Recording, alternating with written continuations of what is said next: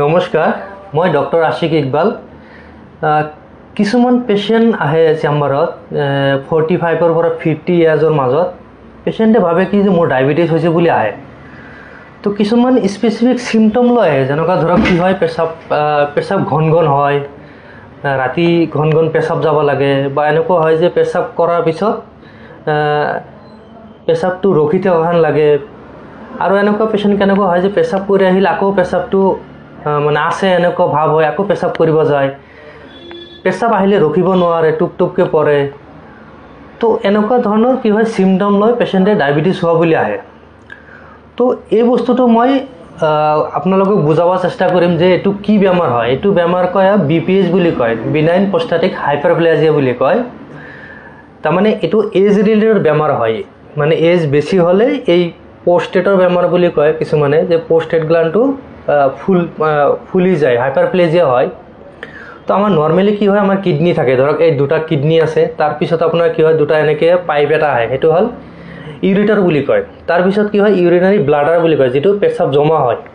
তাৰ তলত কি হয় ইউৰিথ্ৰা থাকে। তো ইউৰিনাৰী ব্লাডাৰ আৰু আপোনাৰ যিটো পেচাবৰ যিটো ৰাস্তা, তাৰ এইখিনিত মানে কি প্ৰষ্টেট গ্ল্যাণ্ড এটা থাকে। তো প্ৰষ্টেট গ্ল্যাণ্ডৰ এটা কাম হ'ল কি, এইটো চিমেণ্ট প্ৰডাকশ্যন কৰে, মানে ছেক্সুৱেল অৰ্গান হয় এটা। তো বয়স হোৱাৰ পিছত কি হয়, এই প্ৰষ্টেট গ্ল্যাণ্ডটো কি হয় আপোনাৰ লাহে লাহে কি হয়, এইটো হাইপাৰপ্লেজিয়া মানে ফুলি যায়।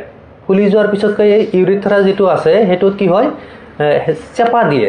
চেপা দিয়াৰ কাৰণে কি হয় এই পেচাবটো ঘন ঘন হয়, বা কিছুমানৰ কি হয় পেচাব কৰাৰ পিছত পেচাব আৰু আছে সেনেকুৱা ভাৱ হয়। কিছুমানে কি হয় পেচাবত বহুত বল দিব লাগে, সেনেকুৱা হয়। তো এনেকুৱা ধৰণৰ চিমটম হয়। তো এইটো আমি কেনেকৈ মেডিকেল মেনেজমেণ্ট কেনেকৈ কৰিব পাৰোঁ। তো কিছুমান টেবলেট আছে, আলফা ব্লকাৰ বুলি কয়, সেইবিলাক দিলে লং টাইম যদি খায় পেশেণ্টে, এই যিটো প্ৰষ্টেট গ্ল্যাণ্ডৰ চাইজ আছে এইটো চাইজটো লাহে লাহে কমায়, আৰু যিটো ঘন ঘন পেচাব অহা বা পেচাবত বল দিয়া বা পেচাব টুপ টুপকৈ পৰা, তো সেইবিলাক কি হয় আপুনি যদি মেডিকেশ্যন কণ্টিনিউ খাই থাকে তেতিয়া কি হয় এইটো লাহে লাহে কম হৈ যায়। আৰু যদি আপোনাৰ এই মেডিচিন খোৱাৰ পিছতো যদি আপোনাৰ এই চিমটমবিলাক যদি আপোনাৰ দূৰ নহয় বা আপুনি আৰাম নাপায়, তেনেহ'লে চাৰ্জিকেল প্ৰচিডিউৰ কৰিব লাগে। এইটো ইউৰ'লজিষ্টে কৰে, ডে কেয়াৰ চাৰ্জাৰী হয়, বেছি আকৌ কৰিব নালাগে। পেচাবৰ ৰাস্তাতে সোমাই যায় কাৰণে সেইটো প্ৰষ্টেট গ্ল্যাণ্ডটো ওলাই আনে। তো তেতিয়া কি হয় পেচাবৰ ৰাস্তাটো খোলাচা হৈ যায়, তেতিয়া অসুবিধা নাপায়। যদি এই ভিডিঅ'টো আপোনালোকৰ ইনফৰ্মেটিভ লাগে তেতিয়া ভিডিঅ'টো শ্বেয়াৰ কৰিব, আৰু যদি কিবা জানিব থাকে কমেণ্ট বক্সত কমেণ্ট কৰিব। ধন্যবাদ।